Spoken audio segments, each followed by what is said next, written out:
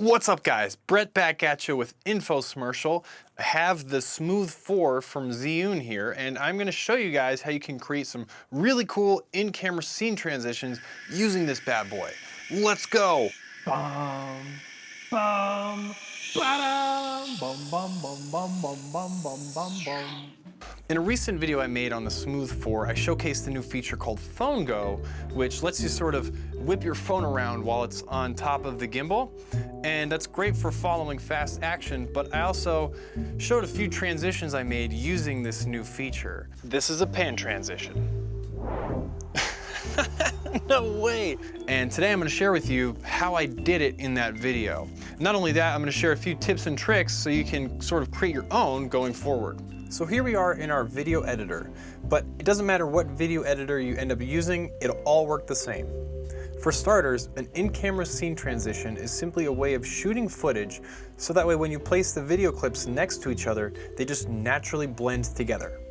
And you can see here that I don't have any transitions or effects placed on top of my two clips. Now we're at the first frame of the second clip, and now we'll go back one frame, and we're at the last frame of my first clip. And you'll notice between these two clips, a common theme. They're blurry.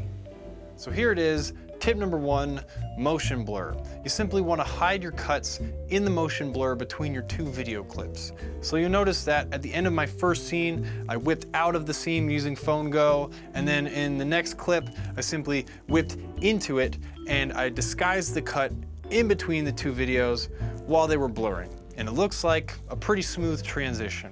So tip number two is matching. Matching is simply a way of making your transitions seem much more fluid and natural. So you'll see here for a tilt transition, I made the cut on two similar colored backgrounds. They have about the same amount of lightness, about the same color, looks sort of grayish. And when we place the two together, we get this. Looks pretty natural.